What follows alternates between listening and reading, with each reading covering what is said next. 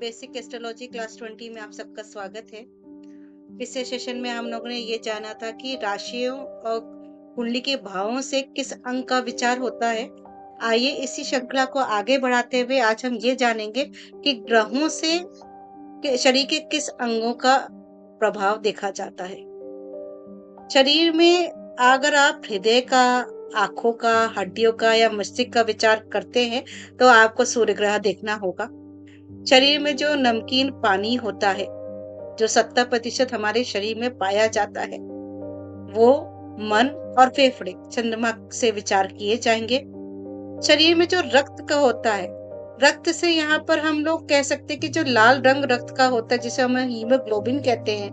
देखिए, रक्त का जो पानी है वो तो चंद्रमा के अंतर्गत आएगा, मगर मंगल से जो रक्त का आरबीसी होता है, रेड ब्लड कैप्सूल्स, वो मंगल के अंतर्गत आएंगे। पाचन तंत्र, गुर्दे, मांसपेशियां और दांत, ये सब भी मंगल के अंतर्गत देखी जाती है।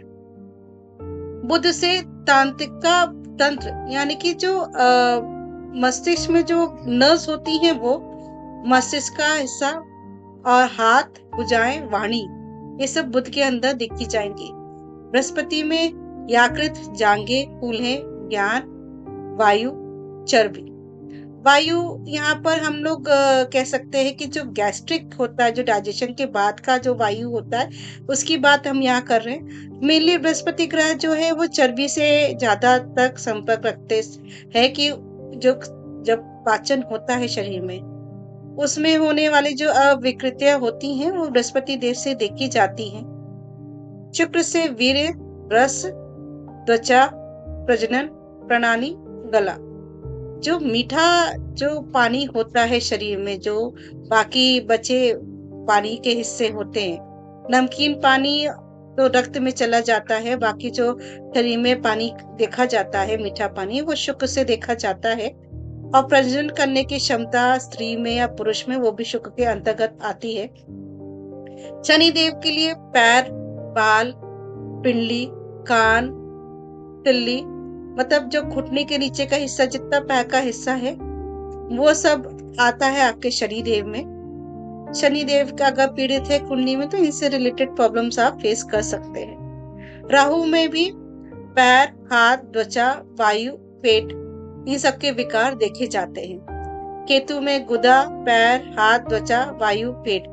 देखो, राहु और केतु एक ही शरीर के दो हिस्से थे जो भगवान विष्णु जी ने कर दिए थे, तो इनसे संबंधित दोनों एक ही तरह की बीमारियां देखते हैं। मगर कैसा रहता है कि राहु जो है वो संक्रमण है, किसी भी चीज में शुरू होता है तो वो फैलता चला जाता है। केतु जो है वो कटाता है, मतलब कैची है वो।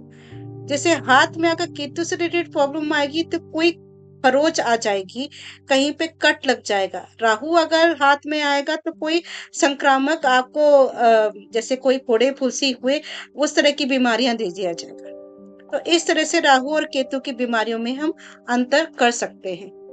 तो ये भी आप अगर नोट बना लेंगे तो आगे मेडिकल एस्ट्रोलॉजी में प्रेडिक्शंस करने में और भी आसान रहेगा कि कौन से ग्रह से कौन सा अंग देखा जाता है।